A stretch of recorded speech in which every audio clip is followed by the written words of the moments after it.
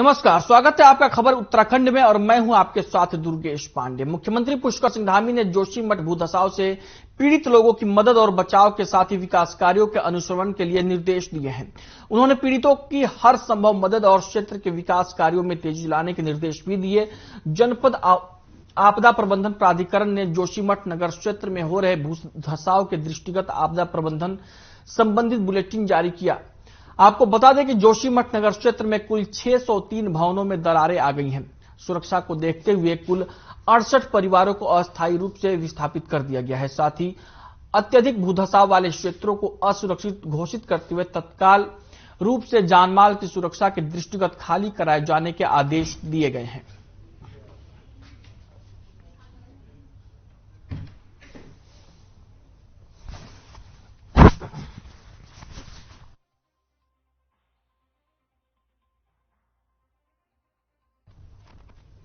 वहीं प्रधानमंत्री नरेंद्र मोदी की माता स्वर्गीय हीराबेन की दिवंगत आत्मा की शांति के लिए गांधी पार्क में सार्वजनिक श्रद्धांजलि हवन यज्ञ कार्यक्रम का आयोजन किया गया। इस कार्यक्रम में मुख्यमंत्री पुष्कर सिंह धामी, बीजेपी प्रदेश अध्यक्ष महेंद्र भट्ट, कैबिनेट मंत्री प्रेमचंद्र अग्रवाल, देहरादून के मेयर सुनील उनियाल गामा भी शामिल हुए।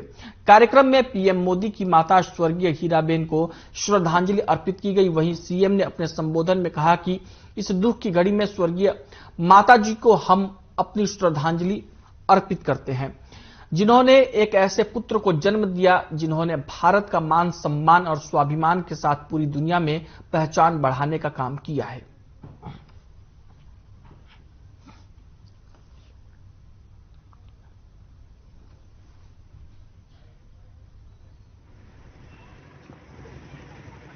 हम सभी पूरे उत्तराखंड वासी सभी लोग इस दुख की घड़ी में माननीय प्रधानमंत्री जी के और उनके परिवार के साथ हैं।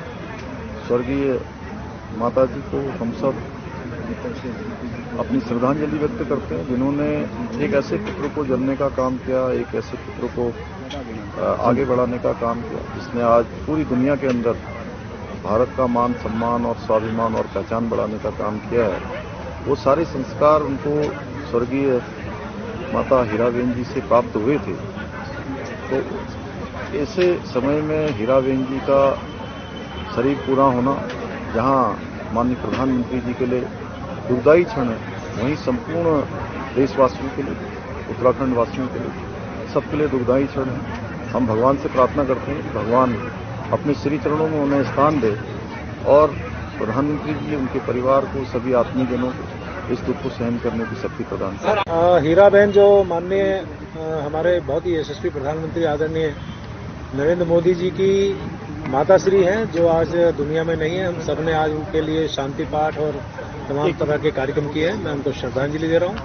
एक सुयोग्य पुत्र की माता को चूंकि आज उनको मैं अपनी श्रद्धांजलि दे रहा हूँ।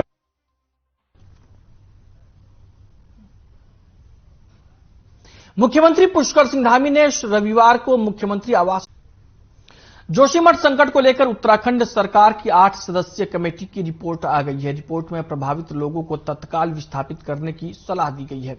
साथ ही जिन इमारतों को नुकसान पहुंचा है उन्हें गिराकर उनका मलबा हटाने की सलाह दी गई है। आपको बता दें कि जेपी कॉलोनी के से मारवाड़ी ब्रिज तक सैंपल इकट्ठे किए गए थे, जिसके आधार पर रिपोर्ट बनाई गई है। आज मुख्यमंत्री पुष्कर सिंह धामी विशेषज्ञों के साथ बैठक करेंगे। बैठक में दीर्घकालिक उपायों के तहत जोशीमठ की जियो टेक्निकल, जियो फिजिकल और हाइड्रोलॉजिकल जैसे विषयों पर अध्ययन किया जाएगा। आपको बता दें कि रक्षा मंत्री राजनाथ सिंह भी जोशीमठ के दौरे पर जा सकते हैं।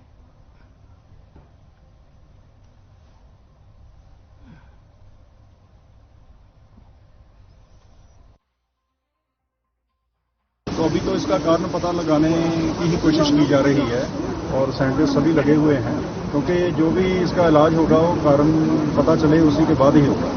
तो सारा अब पूरे भारत सरकार भी चिंतित है और उन्होंने भी काफ़ी कुछ प्रयास किए हैं। जो भी इंडिया में विशेषज्ञ उपलब्ध हैं सभी को जहां भेज रहे हैं कि जल्दी से जल्दी पता चले कारण का और जल्दी से जल्दी उसका इलाज हो, ताकि आगे नुकसान को बचाया। फौरी तौर पर बड़ी राहत। कटारमल सूर्य मंदिर भारतवर्ष का प्राचीन सूर्य मंदिर है। ये पूर्वाभिमुखी है और उत्तराखंड राज्य में अल्मोड़ा जिले के अधेली सुनार नामक गांव में स्थित है। इसका निर्माण कत्यूरी राजवंश के तत्कालीन शासक कटारमल ने 6वीं से 9वीं शताब्दी में किया था। ये कुमाऊं के विशालतम ऊंचे मंदिरों में से एक और उत्तर भारत में शिल्प कला का बेजोड़ उदाहरण है। यह मंदिर समुद्र सतह से लगभग 2116 मीटर की ऊंचाई वाले पर्वत पर स्थित है। इस विशाल मंदिर में दिगंबर महीने के चारों रविवार को सूर्यदेव की आराधना की जाती है और अंतिम रविवार को यहां भव्य मेले का आयोजन किया जाता है, जिसमें भंडारे का आयोजन भी होता है। मंदिर के पुजारियों ने बताया कि यहां पर दूर दराज से स्थानों से भक्त आकर यज्ञ करते हैं। पिछले समय से यहां पर मेले का आयोजन किया जाता है।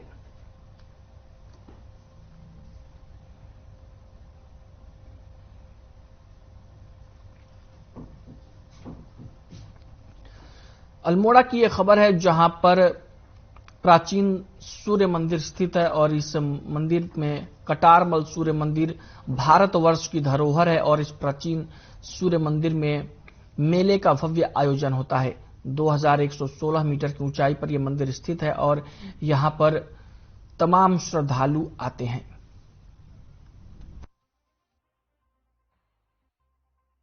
देवाः भद्रं पश्येक्षु माक्षप्रजत्राः स्त्रे रंगेषु दुष्टवाग्वंशस्तनो प्रियसे महिं देवहितं यदायुः।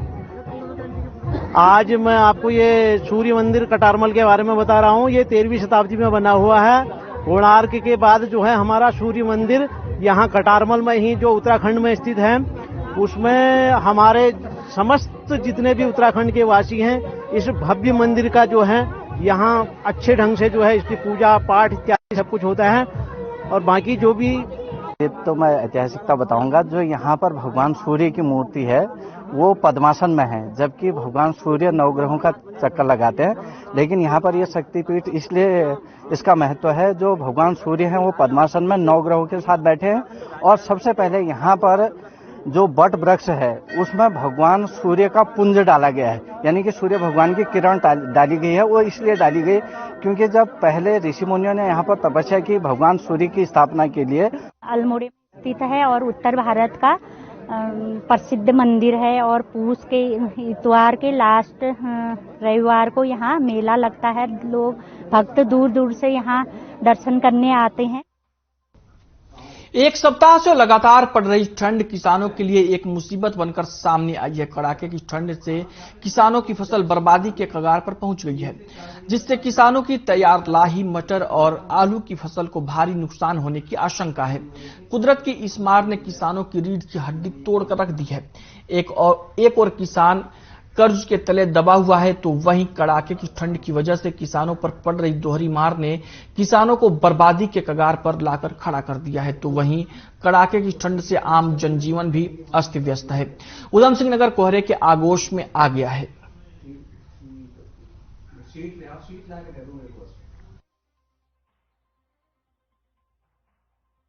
किसानों को देखो, ये जो फसल जो मौसम की मार पड़ रही है, पिछले साल गेहूं पे मार पड़ी मौसम की, सब गेहूं खराब हो गया। निजी जमीनों में बिल्कुल गेहूं बैठ गया, हमारा खर्चा पूरा नहीं हुआ गेहूं में कई खेतों में।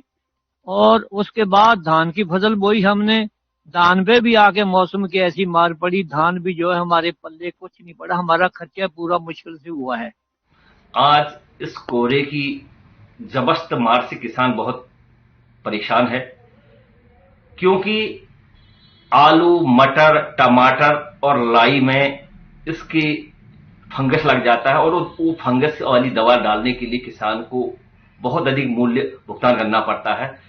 और किसानों की दुनिया आय का तो हमेशा बात की, आज लागत इतनी बढ़ गई है महंगाई की वजह से कि किसान को आज जीना बड़ा दुर्लभ हो चुका है। क्या कहें सर, 15 साल से बाजपुर में रहता हूं मैं। जिस हिसाब की ठंड अब की बार पड़ी है, 15 साल का रिकॉर्ड तोड़ दिया ठंड ने। अब देख ही रहे हैं, और अभी 10 से 11 बजने को आ गया और लाइटें आदमी को चालू करके चलना पड़ रहा है। फसलों के लिए भी नुकसानदायक है मटर और लाई। बाकी देख ही रहे, आप क्या बताएं, आम जनजीवन पूर्णतः अस्त व्यस्त हो चुका है। उत्तराखंड के मुख्य सचिव डॉक्टर सुखवीर सिंह संधू ने रविवार को जोशीमठ पहुंचकर भूधसाव क्षेत्रों का स्थलीय निरीक्षण किया और मौजूदा स्थिति का जायजा लिया। इस दौरान मुख्य सचिव के साथ डीजीपी पुलिस अशोक कुमार और मुख्यमंत्री सचिव आर मीनाक्षी सुंदरम भी मौजूद रहे। मुख्य सचिव ने कहा कि देश के विशेषज्ञ वैज्ञानिकों की टीम भूधसाव कारणों का पता लगा रही है और इसके कारणों का पता लगने पर जो भी ट्रीटमेंट आवश्यक होगा वो यहां पर किया जाएगा। मुख्य सचिव ने यह भी कहा कि तत्कालीन रूप से नागरिकों की सुरक्षा बेहद अहम है और स्थानीय प्रशासन इसके लिए लगातार काम कर रहा है। उन्होंने स्थानीय नागरिकों से अपील करते हुए कहा कि किसी भी दशा में रिस्क ना ले, ऐसी स्थिति में कभी भी नुकसान ज्यादा हो सकता है। जिला प्रशासन ने जहां व्यवस्था की है वहां पर जल्द से जल्द शिफ्ट करें। इस दौरान मुख्य सचिव ने मनोहर बाग, सिंहधार, मारवाड़ी स्थित जेपी कंपनी प्रभावित क्षेत्रों का जायजा लिया।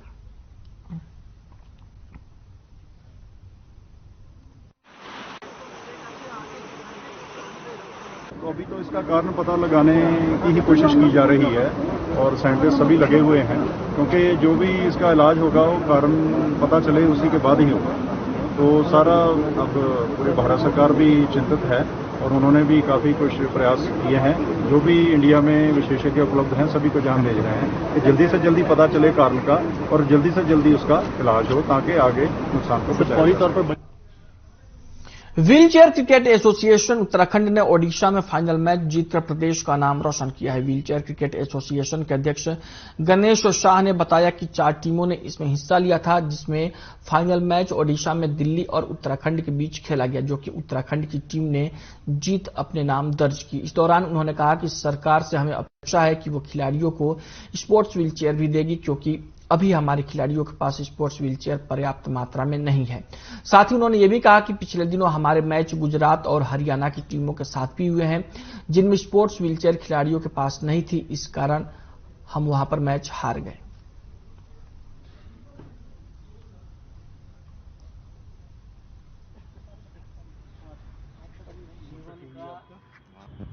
जो हमारा ट्रैवलिंग है उसकी व्यवस्था कर दे और हमारे खिलाड़ियों को जो उनकी योग्यता उसके अनुसार कहीं पर भी छोटी मोटी प्राइवेट संविदा कुछ भी एक जॉब दे दे, ताकि वो मानसिक परिस्थिति से उभरे, अपने घर की तनाव से दूर रहें और खेल में फोकस रखें।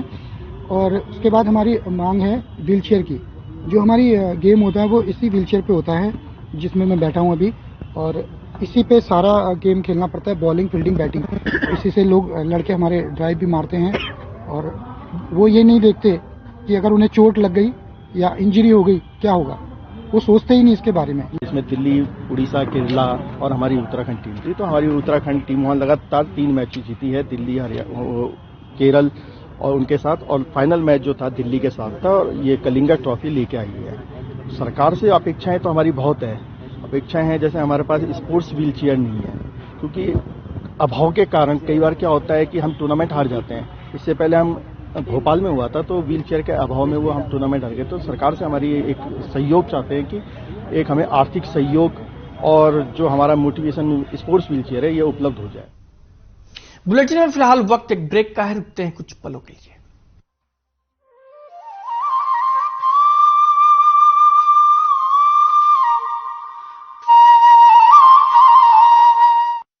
संकल्प नए उत्तराखंड का। शिक्षा के प्रकाश से उत्तराखंड में विकास के पथ को सुगम बना रही है धामी सरकार। प्रदेश सरकार अपने नागरिकों को अधिक से अधिक शिक्षित करने के लिए अच्छी से अच्छी शिक्षा की व्यवस्था करने को प्रतिबद्ध है। हमारे राज्य का हर बच्चा शिक्षित हो, इसके लिए राज्य सरकार पूरी दृढ़ता के साथ शिक्षा के क्षेत्र में शानदार कार्य कर रही है। उत्तराखंड मुख्यमंत्री बालश्रय योजना किसी भी प्रकार की आपदा, महामारी एवं दुर्घटना के कारण अनाथ हुए बच्चों को पहली कक्षा से लेकर 12वीं कक्षा तक की पढ़ाई कराएगी राज्य सरकार। यही नहीं, बच्चों को किताबें, वर्दी, जूते, मोजे, लिखने पढ़ने की सभी सामग्री भी निःशुल्क देने की है व्यवस्था। उत्तराखंड फ्री टैबलेट योजना। निःशुल्क टैबलेट वितरित योजना के तहत प्रदेश में लगभग 2,65,000 विद्यार्थियों को पढ़ने के लिए राज्य सरकार ने टैबलेट की दी सौगात, ताकि आर्थिक तंगी से परेशान छात्रों को पढ़ाई में न हो कोई परेशानी। उत्तराखंड उदयमान छात्र योजना।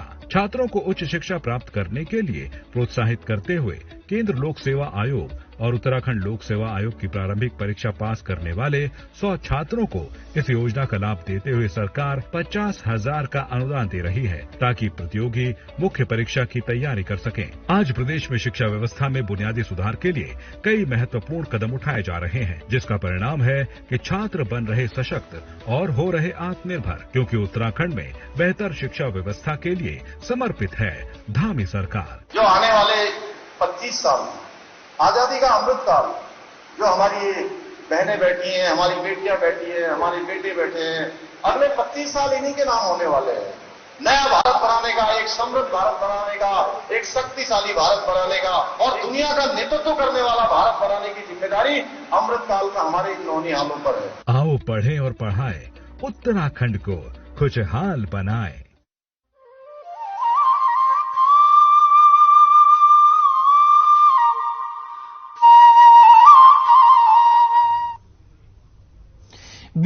ब्रेक के बाद स्वागत है आपका। बीजेपी के प्रदेश प्रवक्ता सुरेश जोशी ने जोशीमठ आपदा को लेकर बताया कि जोशीमठ आपदा में जो भी पीड़ित हैं उनके लिए सरकार लगातार काम कर रही है। उन्होंने बताया कि उनके पुनर्वास की समुचित व्यवस्था की जा रही है। इसके अलावा उनका रहना, खाना और दवाई की भी व्यवस्था की गई है। उन्होंने ये भी बताया कि खुद सीएम धामी ने इस व्यवस्था को अपने हाथ में लिया है। उन्होंने ये भी कहा कि मुख्यमंत्री ने बैठक करके भी कहा है कि अधिकारियों को स्पष्ट तौर पर निर्देश दिए हैं कि पीड़ितों के साथ कोई लापरवाही ना हो। साथ ही उन्होंने विपक्ष पर निशाना साधते हुए कहा कि विपक्ष हर बात पर आरोप प्रत्यारोप का काम शुरू कर देता है। इस समय जोशीमठ आपदा पीड़ितों की हर संभव मदद करना ही सरकार का लक्ष्य है।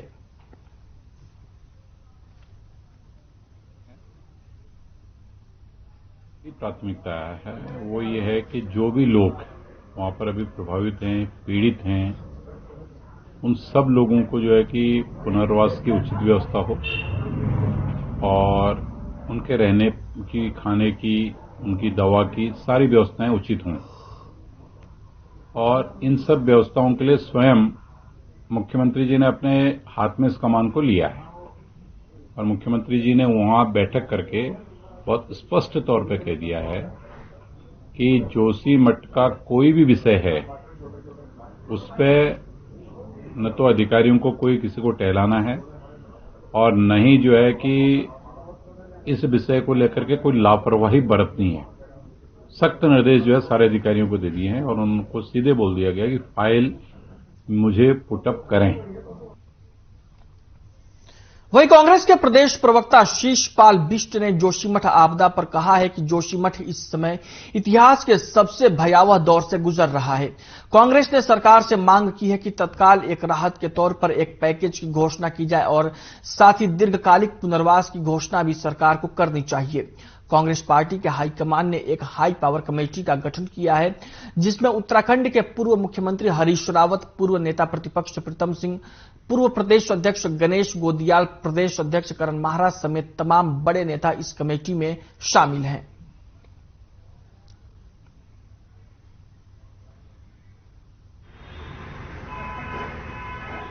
देखिए, जोशीमठ की जो आपदा है वो भयानक आपदा है। जोशीमठ आज अपने इतिहास की सबसे बुरे दौर से गुजर रहा है। कांग्रेस पार्टी ने सरकार से मांग की है कि उनको तात्कालिक राहत के तौर पर एक पैकेज की घोषणा की जाए और दीर्घकालिक रणनीति के तहत उनके पुनर्वास की योजना सरकार उनके सामने रखे। कांग्रेस पार्टी के हाईकमान ने एक हाई पावर कमेटी का गठन किया जिसमें पूर्व नेता प्रतिपक्ष प्रीतम सिंह जी, पूर्व मुख्यमंत्री हरीश रावत जी, आदरणीय प्रदेश अध्यक्ष जी गणेश गोदियाल जी सहित तमाम बड़े नेता हैं।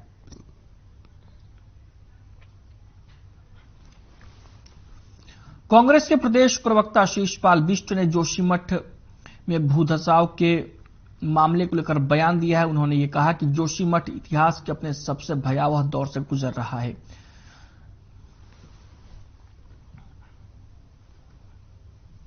उत्तराखंड में सर्दियों ने पूरी तरीके से दस्तक दे दी है और अब राज्य में तापमान लगातार गिरता नजर आ रहा है। राज्य के ऊंचाई वाले इलाकों में बर्फबारी भी हो रही है जिसका असर मैदानी क्षेत्रों में भी दिख रहा है। कड़ाके की ठंड ने इंसानों के साथ साथ बेजुबान पशु पक्षियों को भी परेशान कर रखा है। बढ़ती ठंड का सितम लगातार जारी है। इंसानी जिंदगी के लिए तो शासन प्रशासन सामाजिक संस्थाएं ठंड से बचाने के लिए अलाव की व्यवस्था कर रही है, साथ ही कंबल भी वितरित कर रही है। मुसाफिरों के रुकने के लिए कमरों की व्यवस्था की जा रही है, लेकिन बेजुबान जानवरों की ओर कोई ध्यान देता हुआ दिखाई नहीं दे रहा।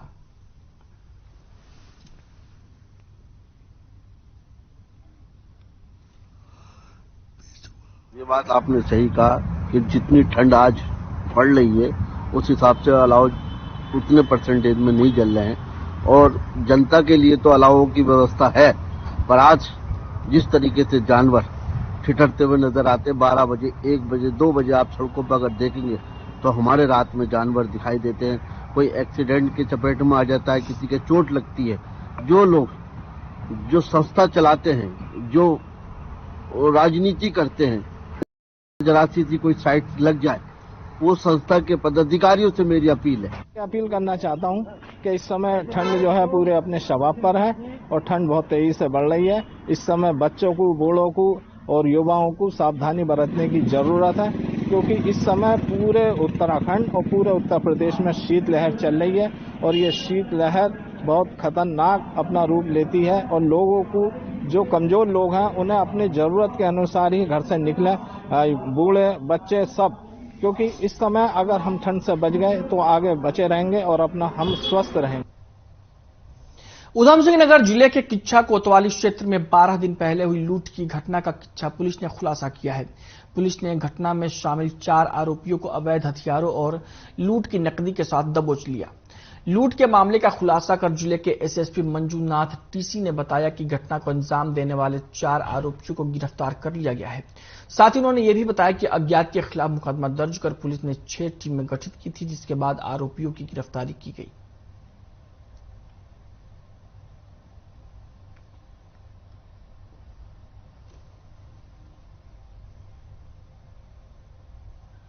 लूटी गई संपत्ति, विभिन्न अमाउंट्स ऑफ कैश के अलावा 315 बोर तमंचे और घटना में जो उसी राइस मिल से लूटे गए एनवीआर केबल, डीवीआर, वो सब में ना सीसीटीवी का इक्विपमेंट्स और बैग और विभिन्न कुल्हाड़ी हो गया, तमंचे और क्या बोलते हैं जाफड़, वो सारे सामान हमने बरामद कर लिया है।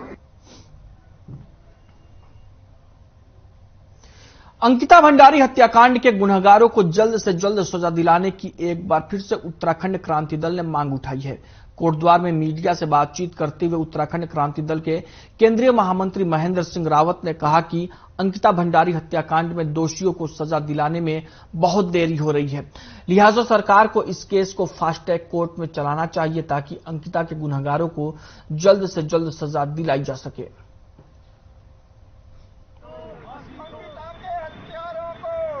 ये मुद्दा पार्टी ने उठाया, जैसे ऋषिकेश में जिस दिन कांड हुआ था उसी दिन हमारी देहरादून से उत्तराखंड क्रांति दल की महिलाएं जब वहां पे आवाज उठाई, तब स्थानीय जनता भी वहां पे बाहर निकली और हम चाह रहे थे जल्दी इस तरीके से इसमें जल्दी सुनवाई हो। ये गए मुख्यमंत्री ने यहाँ पे ये भी कहते फास्ट ट्रैक कोर्ट में हम सुनवाई करेंगे, अभी तक नहीं हुआ। खबर उत्तराखंड में फिलहाल के लिए इतना ही। मुझे दीजिए इजाजत, नमस्कार।